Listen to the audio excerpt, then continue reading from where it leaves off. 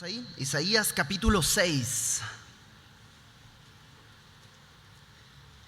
Y como siempre, pues vamos a comenzar nuestro tiempo en la palabra, inclinando nuestro corazón delante de Dios para pedirle que Él sea quien nos enseñe. Padre, el día de hoy venimos una vez más delante de ti, delante del trono de tu gracia, a rogarte que tú extiendas tu mano sobre nosotros y que tú, que conoces nuestras necesidades, que conoces las circunstancias en las que vivimos, seas propicio a nosotros y el día de hoy nos des dirección, nos des sabiduría en tu palabra, pero sobre todo que nos transformes, que renueves nuestro entendimiento para que podamos glorificarte, para que podamos llevar mucho fruto que abunde para tu gloria. Y Padre, esto lo pedimos en el nombre de Jesús nuestro Señor. Amén. Estamos en esta serie que la hemos titulado El temor de Dios. Y una de las cosas que tenemos, y es algo que tenemos todos, absolutamente todos, tenemos en nuestra vida un llamado a algo, digámoslo de esta manera. Tenemos un propósito al cual somos llamados, absolutamente todos. Todos hemos sido llamados para ocupar un propósito, para cumplir un propósito. El problema o el asunto es poder escuchar ese llamado. Y es un llamado que viene de Dios y que puede afectar no solo nuestras vidas, sino la vida de todos los que están alrededor de nosotros. Y de eso vamos a estar viendo, y cómo poder escuchar este llamado que Dios tiene para cada uno de nosotros. No importa la edad, no importa la condición social, no importa la condición económica, no importa nada, todos tenemos un llamado. Y dice un pastor, la aventura de la vida es encontrar cuál es ese llamado, y cuando lo encuentras, poder abrazarlo para que pueda Dios ser glorificado. Entonces vamos a estudiar este pasaje y vamos a ver algunas características necesarias para este llamado. Fíjate, en el capítulo 6, versículo 1, el profeta Isaías comienza diciendo: en el año que murió el rey Uzías, vi yo al Señor sentado sobre un trono alto y sublime, y sus faldas llenaban el templo. Lo primero que nos dice es: esto sucedió el año que murió el rey Uzías. El rey Uzías fue un muy buen rey. De los reyes que hubo en Israel, fue uno de los mejores reyes que hubo. Políticamente trajo prosperidad a la nación, trajo estabilidad. Militarmente fortaleció las fronteras, construyó torres para la defensa, incluso fabricó escudos y armas para el ejército para que pudieran pelear. No solo eso, sino que contrató gente para inventar máquinas de guerra. Reforzó las defensas en Jerusalén. Políticamente, militarmente fue un gran rey. En términos religiosos, el rey Uzías trajo un avivamiento al reino de Judá. Agrandó las puertas del templo. La verdad, fue un gran rey. Fue un rey que prácticamente todo lo que hacía le salía bien. En toda la historia de Israel, probablemente después del rey David, este sería el segundo mejor rey que tuvieron. Fue un gran rey. Pero, y tú sabes que siempre hay ese pero, tenía la costumbre que suelen tener algunas personas, y es que se murió.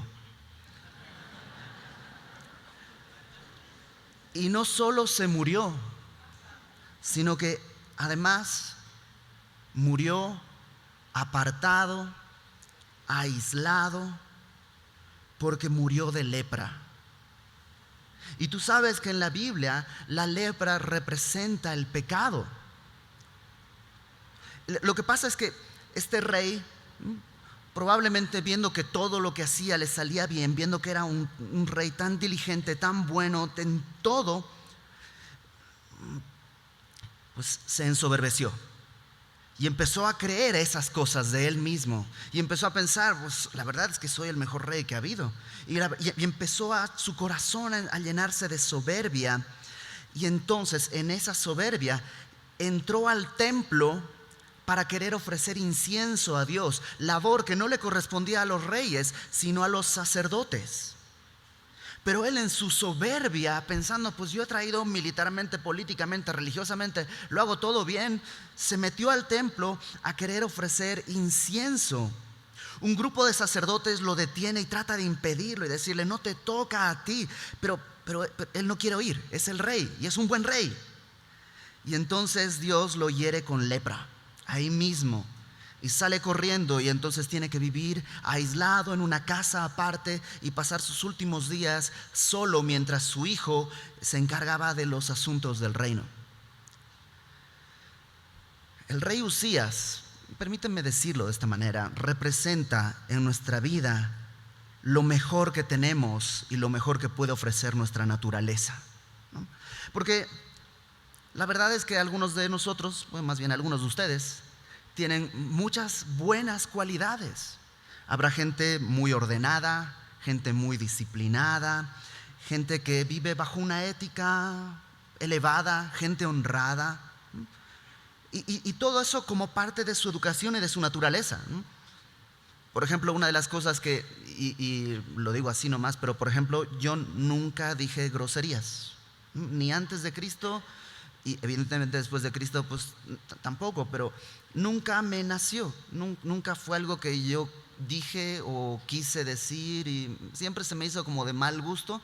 Y no es que andaba en una santidad impresionante, no, pero simplemente por naturaleza eso a mí nunca me movió. Tampoco el alcohol o el beber, y tampoco fue algo que nunca me cautivó, ni antes de Cristo. Eso es algo bueno, eso es la verdad, es algo bueno, pero no es suficiente. O sea, tus mejores cualidades, tus mejores virtudes, que son buenas y son un regalo de Dios, no alcanzan, no son suficientes para presentarnos delante de Dios. Incluso en términos piadosos, yo leo mi Biblia todos los días 2 horas diarias, y no solo la leo mecánicamente, la leo con atención y con pasión y todo. La verdad, ¿quién no quisiera tener esa disciplina? Pero aún esa disciplina no alcanza, no es suficiente. Tú y yo no podemos depositar nuestra esperanza en esas grandes virtudes, digámoslo así, en esos Uzías en nuestra vida. Porque cuando empezamos a confiar en esos Uzías de nuestra vida, nos llenamos de lepra, nos ensoberbecemos, nos apoyamos en algo que tarde o temprano va a conducirnos a caminar en pecado. Déjame ponerte un par de ejemplos bíblicos. Moisés, dice Números 12, versículo 3, era muy manso, más que todos los hombres que había sobre la tierra. O sea, Moisés era manso, en mi país se dice como agua de pozo, así, tranquilo, Moisés era el más manso de todos. Pero ¿por qué no pudo entrar a la tierra prometida? Porque en un momento se enojó, se enfadó contra el pueblo, agarró la vara, golpeó la roca cuando Dios le dijo, háblale a la roca, perdió el control, pegó la roca, les dijo, ustedes, ¿hasta cuándo los voy a soportar? Paz. Oye, pero es el más manso de toda la tierra. Sí, pero no alcanza eso. David es presentado como un hombre con un corazón conforme al corazón de Dios. Cuando tuvo la oportunidad de matar al rey Saúl para poder él llegar al trono, cosa que Dios había dicho que iba a suceder, o sea, no estaba usurpando un lugar que no era suyo. Dios ya lo había ungido como rey. David dice: no voy a tocar al ungido de Dios. ¡Wow! Un corazón completamente entregado al Señor. Pero ese corazón lo llevó a desear a Betsabé. Y no solo a desear a Betsabé, que era una mujer casada, sino luego a tramar una muerte totalmente cobarde y maquiavélica contra Urías, el esposo de Betsabé.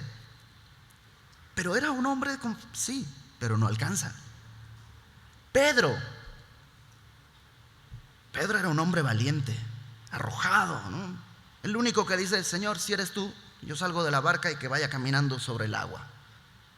Y se lanza y camina y todo. Jesús le dice: hombre de poca fe ahí, porque se hunde, pero no de poco valor. Cuando vienen a arrestar a Jesús, es el único, saca una espada y dice: pues ok, va, yo contra el mundo. Y se lanza muy valiente, muy arrojado. Pero luego viene una criada y le dice: oye, tú eres Galileo, tú estabas con Jesús. Y ante una mujer, una criada, Pedro dice: no, ¿cómo crees? Yo no lo conozco, no sé de qué estás hablando. Y empieza a jurar en falso. Su valentía no alcanza.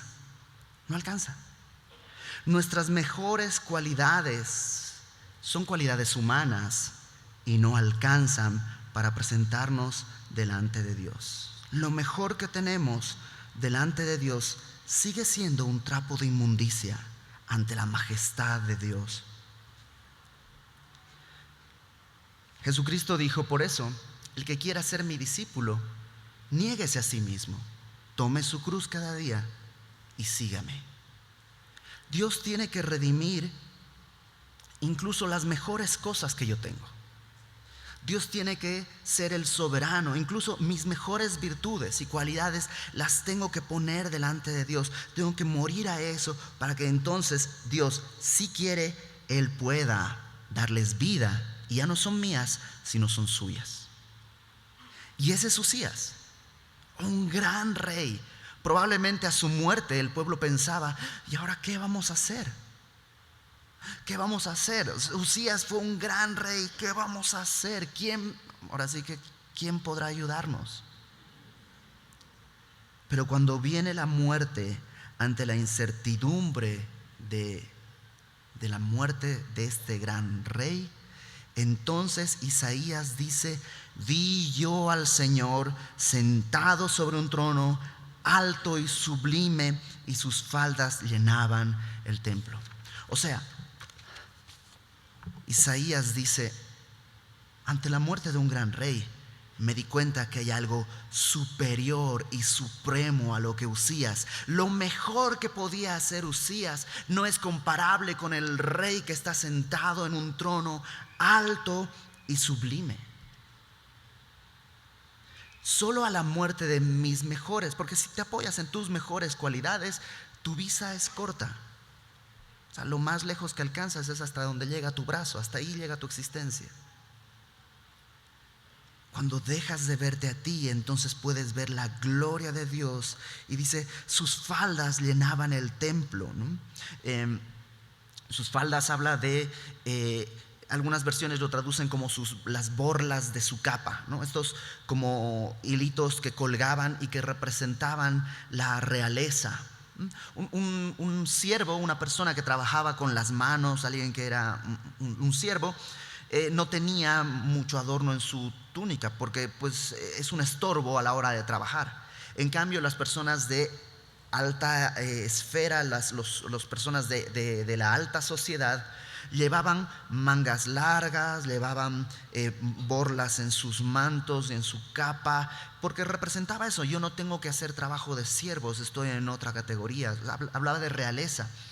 Y Isaías lo que ve es la realeza, la majestuosidad de Dios. Y fíjate, verso 2: por encima de él, por encima del trono, había serafines. Cada uno tenía 6 alas, con 2 cubrían sus rostros, con 2 cubrían sus pies, con 2 volaban. Y el uno al otro daba voces diciendo: santo, santo, santo, Jehová de los ejércitos, toda la tierra está llena de su gloria. Lo que ve Isaías, encima de este templo que de por sí ya es glorioso, encima ve, dice, unos serafines. No nos dice cuántos, pero había, se supone que más de, por lo menos dos serafines. Ahora, ¿qué es un serafín? Realmente es complicado tratar de entenderlo, pero la palabra serafines quiere decir seres de fuego o literalmente los que arden. Entonces, lo que ve son unos seres de fuego. Algunos dicen son un tipo de ángeles, dicen son los mismos que ve Ezequiel en el capítulo 1, son los mismos que ve Juan en el capítulo 4 de Apocalipsis. No importa. En este momento no importa. Lo que ves son estos seres gloriosos de fuego con alas. Y otra vez, no pienses en alas como alas de plumas o algo así. Son seres completamente de fuego. Son seres realmente gloriosos. Pero con toda la gloria que tienen, utilizan 6 alas, 2 para cubrir sus rostros. Son gloriosos, son de fuego, están delante del trono, pero no se animan a mirar a Dios. Entienden la naturaleza gloriosa de Dios. Tú y yo a veces le hablamos a Dios como si fuera un igual, ¿no? ¿Conoces gente que dice, no, pues yo le voy a decir al de arriba que me eche la mano? Serafines, seres de fuego y gloriosos, no se animan a mirarlo. Y tapan su rostro. ¿Te acuerdas de Moisés? Cuando Dios lo llama ahí en una zarza que está ardiendo en Éxodo por el capítulo 3. Se pone a temblar, se tira al piso y esconde su rostro. Los serafines esconden su rostro. Con otras 2 alas, dice, cubren sus pies. ¿A qué se refiere? Probablemente está haciendo referencia a esto, a humildad. Está haciendo referencia. ¿Te acuerdas también a Moisés? Dios le dice a Moisés cuando se le revela: quítate el calzado, el lugar donde estás es tierra santa. Y Moisés tal vez diría: pues ¿cómo tierra santa? He pasado por aquí muchísimas veces con mis ovejas, paso por aquí 2 veces al día. Sí, pero ahora yo estoy en la tierra. O sea, la santidad y el valor de la tierra no está dado por la tierra, sino por la presencia de Dios. Y los serafines, yo creo, están tapando sus pies, no se animan a pisar la tierra. Con otras 2 alas están volando para no tocar el suelo que está pisando la gloria de Dios, el trono de Dios. Estos seres de fuego, estos seres están ahí con reverencia delante del trono. Y tienen una conversación. La conversación dice, se decían el uno al otro: santo, santo, santo, Jehová de los ejércitos, toda la tierra está llena de su gloria. Santo, santo, santo, algunos dicen, hace referencia a la Trinidad, ¿no? Santo el Padre, santo el Hijo y santo el Espíritu Santo. Puede ser, pero también es cierto que en el hebreo, en el idioma hebreo, cuando querías enfatizar algo, se hacía una repetición de palabra. Por ejemplo, en México, para hacer que algo sea más grande, agregas el to, ¿no? Es grandote o grandototote, grandototototote, y mientras más tos, pues crece el objeto. En el idioma hebreo, lo que se hace es repetir, por repetición de una palabra. Por eso, por los siglos de los siglos, ¿no? O el cantar de los cantares, vanidad de vanidades, ¿no? Tiene que ver con Jesús decía amén, amén, ¿no? De cierto, de cierto. Y cuando están diciendo santo, santo, santo, están diciendo Dios no es cualquiera. Santo quiere decir apartado, separado, distinto. Y Dios no solo es distinto, es distinto, distinto, distinto. Santo, santo, santo, apartado, apartado, apartado. No se parece a nada de lo que tú y yo podamos siquiera imaginar. Y están repitiéndolo: santo, santo, santo, Jehová de los ejércitos. ¿Tú sabes qué? De todos los atributos que se le da a Dios en la Biblia, este es el único que se enfatiza de esa manera. Nunca se dice Dios es amor, amor, amor, o Dios es luz, luz, luz. Pero sí santo, santo, santo. Y toda la tierra está llena de su gloria. Toda la tierra, no dice salpicada con su gloria. Toda la tierra está llena de la gloria de Dios. Su gloria no es la gloria del templo, o del tamaño de Jerusalén, o del tamaño de un continente. Todo está lleno de la gloria de Dios. Que tanta gloria tiene el Señor, que abunda y crece y rebalsa de su propia creación. Y entonces dice en el verso 4: y los quiciales de las puertas se estremecieron con la voz del que clamaba, y la casa se llenó de humo. Los quiciales de las puertas, está hablando la parte que sujeta a las puertas. Empezó todo a temblar, y parecía que el templo entero se estaba como por derrumbar. Y de pronto la casa se llena de humo. Todo el templo se empezó a llenar de humo. Pero no es del humo así como que de una fogata, o de se quemó algo en la cocina. No, es un humo, es la gloria de Dios. No nos dice cómo es. ¿Habrá sido humo dorado? ¿Humo blanco? ¿Cómo habrá sido ese humo? Pero Isaías está ahí, está viendo todo esto. Está viendo el trono, está viendo la gloria de Dios, está viendo estos serafines, está escuchando lo que dicen, está escuchando cómo glorifican a Dios, y de pronto siente que todo tiembla, se voltea a ver, las puertas del templo se están sacudiendo, y de pronto todo se llena de humo, y él mismo empieza a darse cuenta: mi vida entera vale menos de este humo. O sea, ¿alguna vez has visto el humo? ¿Cuánto vale el humo? No vale nada. Pero la gloria de Dios, ese humo, vale más que cualquier vida, y la vida de todos nosotros sumados. Y entonces, por eso dice en el verso 5: entonces dije, ay de mí, que soy muerto, porque siendo hombre inmundo de labios y habitando en medio de pueblo que tiene labios inmundos, han visto mis ojos al Rey Jehová de los ejércitos. Isaías solo alcanza a decir ay. Es un lamento, es un gemido. Y créeme, Isaías sabe lo que quiere decir ay, porque en el libro del profeta Isaías utiliza la palabra ay alrededor de 21 veces, y siempre está diciendo a los pecadores: ay de los que le dicen bueno a lo malo, y a lo malo le dicen bueno. Ay de los que hacen esto, ay de los que, o sea, está hablando, sabe que ese ay es para lamentar por un gran pecado. Ahora él dice: ay de mí, ay de mí. Al ver a Dios en toda su gloria, al ver la magnificencia de Dios, en realidad él puede verse a sí mismo. Él puede verse a sí mismo, y lo único que sale es: soy hombre inmundo de labios.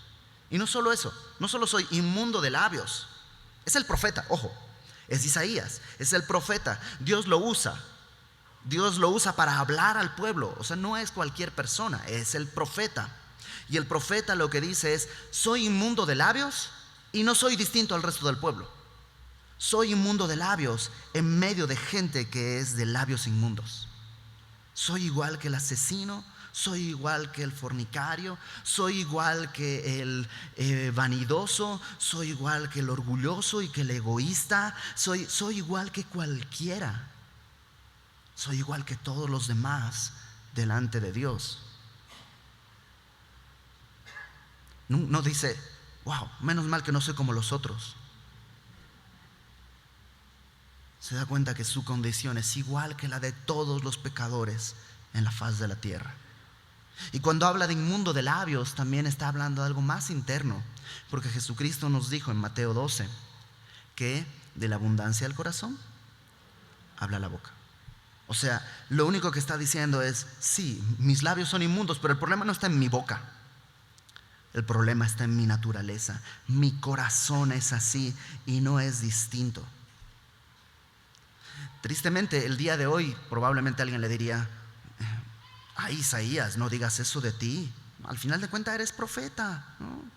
Y pues, es más, vas a ser profeta de los profetas mayores, ¿no? Ni siquiera de los profetas menores. No eres tan malo, tienes tus defectos, pero yo creo que tu problema es de autoestima.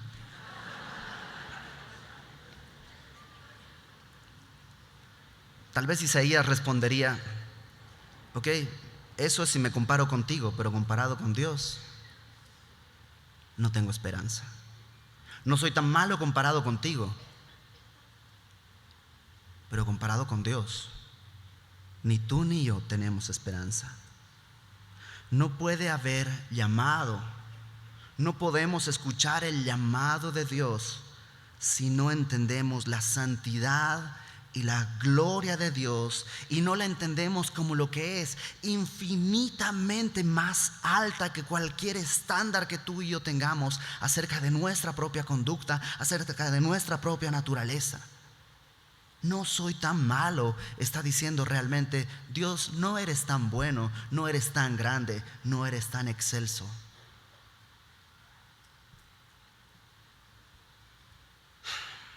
Y tiene que haber este temor. ¿Por qué? Dice ahí: mis ojos han visto al Rey.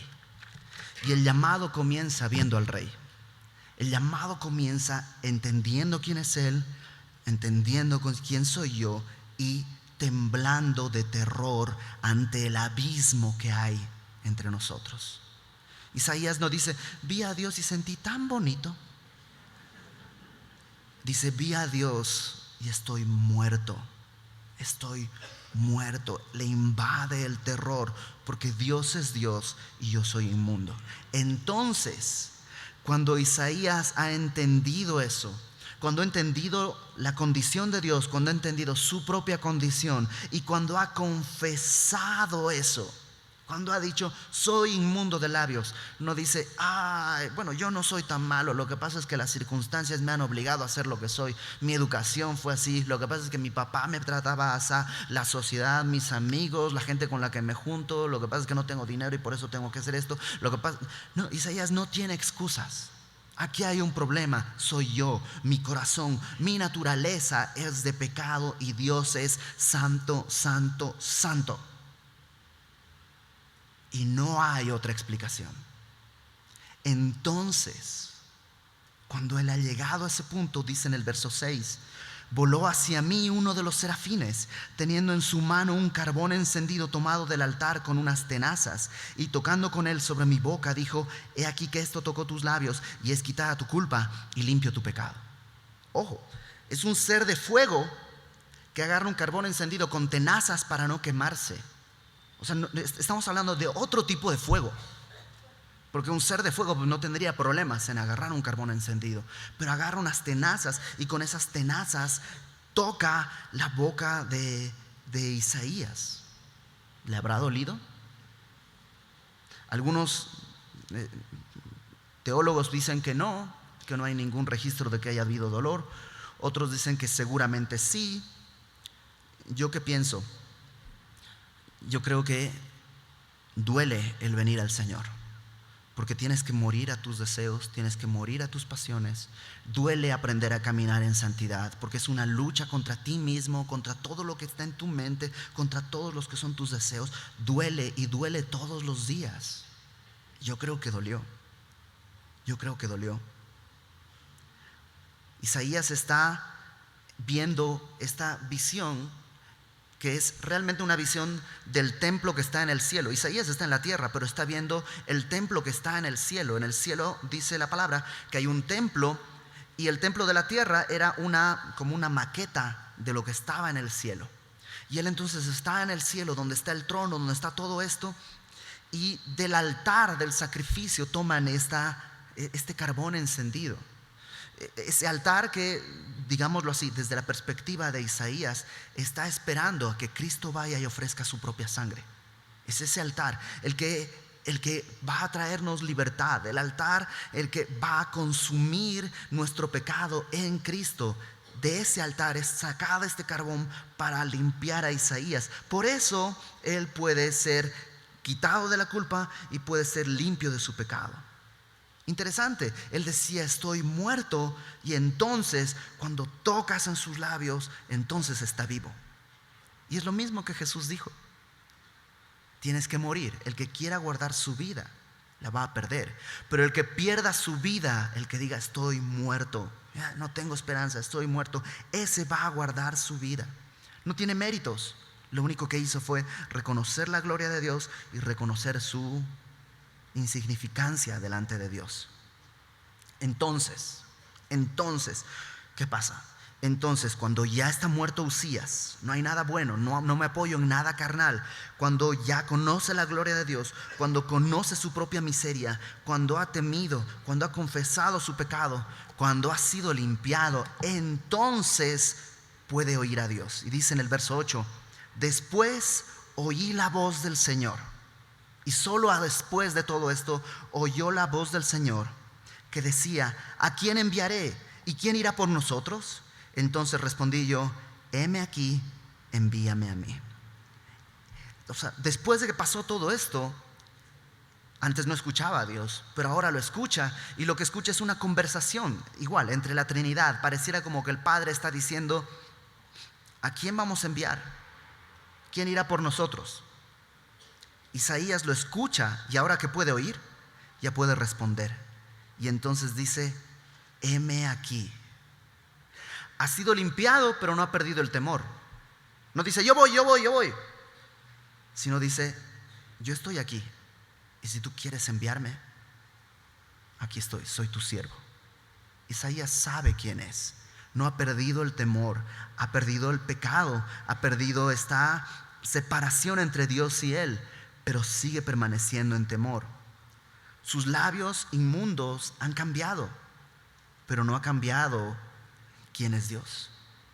Entonces, verso 9, le dicen, anda y di a este pueblo, oíd bien y no entendáis, ved por cierto, mas no comprendáis. Engruesa el corazón de este pueblo y agrava sus oídos y ciega sus ojos para que no vean con sus ojos, ni oiga con sus oídos, ni su corazón entienda, ni se convierta y haya para él sanidad. Y es un mensaje raro. A ver, ¿cuál va a ser tu misión, Isaías? Pues vas a ir y le vas a decir a este pueblo y vas a engrosar su corazón, o sea, se va a hacer más duro, sus oídos se van a cerrar y sus ojos se van a cegar para que no haya salvación. Y es así como que, pero pues yo pensé que más bien Dios quería salvar. Yo pensé que Dios quería rescatar y no al revés. Sí, Dios quiere rescatar, pero lo que le está diciendo Dios a Isaías, ve a predicar algo y lo que vas a enseñar no te lo van a recibir. Todo lo contrario, todo lo que tú prediques, lo que va a producir en ellos es endurecimiento de corazón. Es cegar sus ojos. ¿Por qué?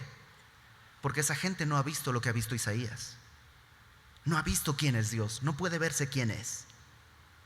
Y entonces la prédica del evangelio y de las noticias que lleva Isaías solo engruesan el corazón del mundo.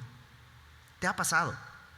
Predicas el evangelio a alguien y no quiere, y le vuelves a predicar y no quiere, y le vuelves a no quiere, y a medida que más le predicas, más endurece. ¿Por qué? Porque se está comparando contigo probablemente, y tal vez pues es mejor que tú. Se está comparando con sus vecinos, se está comparando con otros. No ha visto la gloria de Dios, no tiene temor de Dios, no ha visto su propia miseria ante la majestad de Dios. Y por eso la predicación produce esto. Y la única esperanza es que puedan ver a Dios. Es la única esperanza. Isaías me encanta porque se le da esta misión, pero no se le da como a comisión. No es como, bueno, pues mira, si tú logras convertir a tantas personas, yo te voy a dar tanto. No hay un sueldo a comisión. Hay simplemente un llamado a la obediencia. Tu responsabilidad, Isaías, no es que crean, tu responsabilidad es que prediques.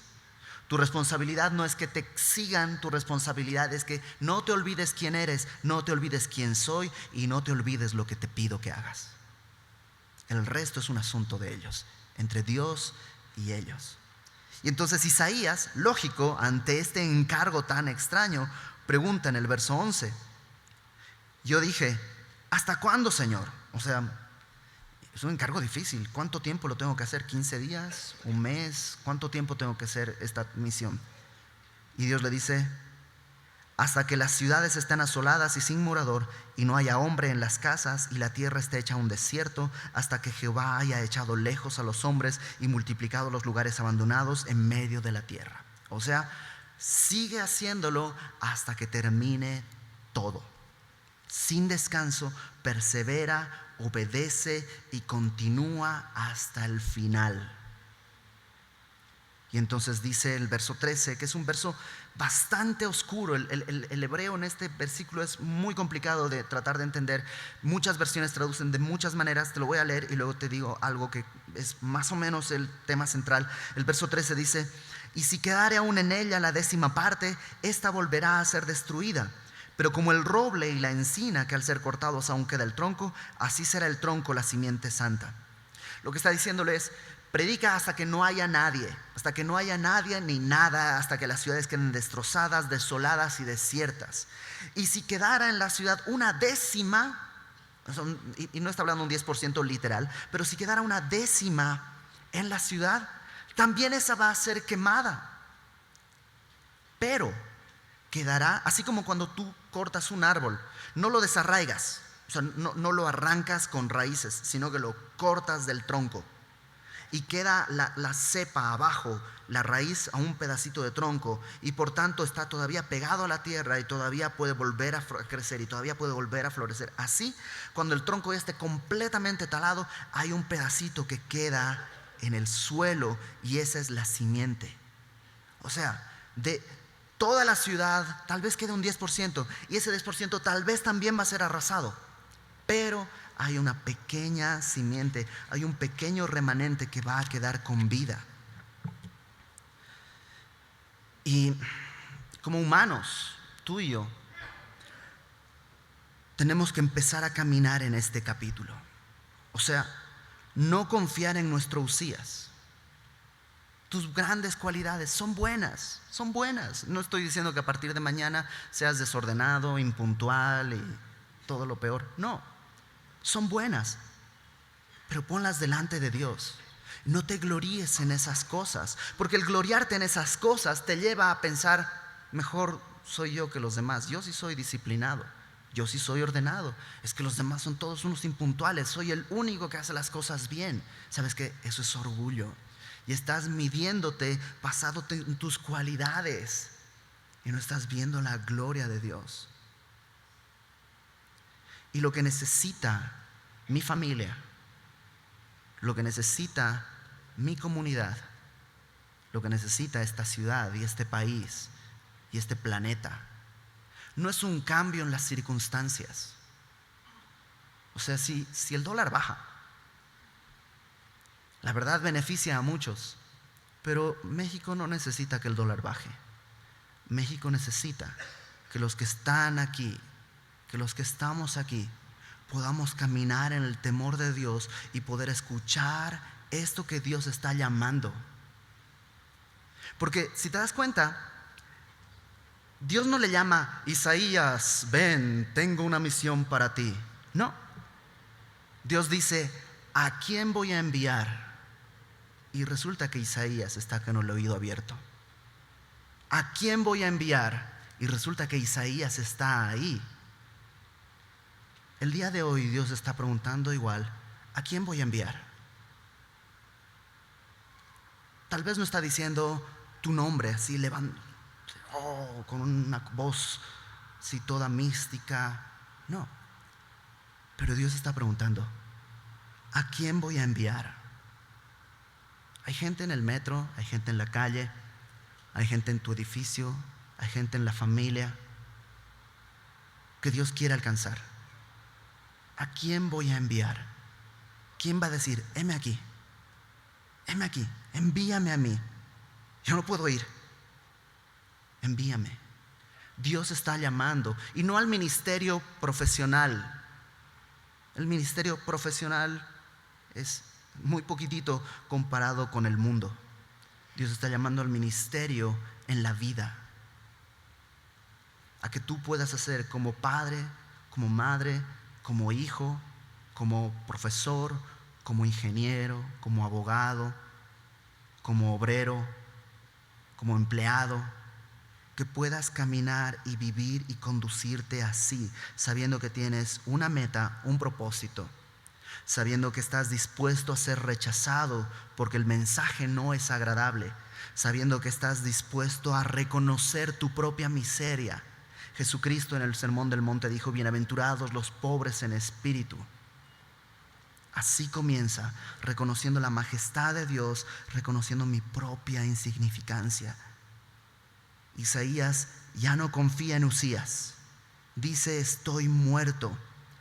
Ante Dios no tengo esperanzas, si es que Dios no me rescata. Y si el día de hoy tú estás dispuesto a ver eso, a no confiar en tu naturaleza, sino a ser humillado delante de Dios, Dios quiere enviarte. Dios quiere enviarte. Créeme, que baje el dólar y que cambie la política y que tengamos políticos temerosos de Dios sería glorioso, pero no va a alcanzar. No alcanza. Tú y yo necesitamos humillarnos y recibir de Dios este llamado. Y sí, tampoco estoy pensando, pues vamos a ir y alcanzar a todo México esta semana. No. Pero hay una décima. Tal vez hay una décima de 10 personas que conoces, tal vez uno. De 10 personas que trabajan contigo, tal vez uno. ¿Quién va al día de hoy a decir: yo voy por mi décimo? Para que conozca al Señor, y tal vez Él va por su décimo. Y tal vez el otro también va por su décimo. Y nada de esto sucede si no nos sentamos a reflexionar y si no nos paramos a escuchar en temor el llamado que Dios hace para gloria de su nombre. Así que vamos a orar. Y si tú sientes que Dios te está llamando el día de hoy, no te voy a pedir que hagas un compromiso y que no. Pero sí, el día de hoy ponte delante de Dios. Si has estado confiando en tus cualidades, en tus cualidades, tus cosas buenas, el día de hoy deja de confiar en eso. Ponlo delante de Dios, reconoce tu miseria y escucha lo que Dios quiere decir. Señor, gracias porque la verdad es que ninguno de nosotros es digno de escuchar tu voz. No somos dignos de que tú sepas nuestro nombre, ni que nos conozcas. Pero tu palabra dice que aún los cabellos de nuestra cabeza son conocidos por ti. Que para ti valemos más que muchos pajaritos. Tu palabra dice que estando tú en tu trono, decidiste despojarte de esa gloria y venir a caminar entre nosotros. Que decidiste humillarte y llevar sobre tu vida el precio de nuestros pecados para que nosotros podamos ser limpios y podamos venir al conocimiento de la gracia y la vida eterna. Ayúdanos, Señor, a no voltear a ver en nosotros cualidades en las cuales apoyarnos, en los dones y en los talentos que nos has dado, Señor. Ayúdanos a verte a ti y a honrarte a ti en humildad, en humillación. Revélate a nosotros, aunque estemos muertos, aunque nos mate tu presencia. Revélate a nosotros y rescátanos de nuestra miseria. Y si después de eso tú quieres enviarnos a predicar las buenas nuevas, aquí estamos, Señor. Envíanos a nosotros. Si te sirve este pedazo de vida que tenemos, que hemos maltratado y desgastado en deleites y placeres, si tú extiendes tu mano y nos limpias, si en tu amor tú nos recoges y nos envías, aquí estamos, Señor. Henos aquí. Envíanos a nosotros. Y todo para tu gloria, para tu honra. Padre Santo, Santo, Santo, en el nombre de Jesucristo nuestro Señor. Amén.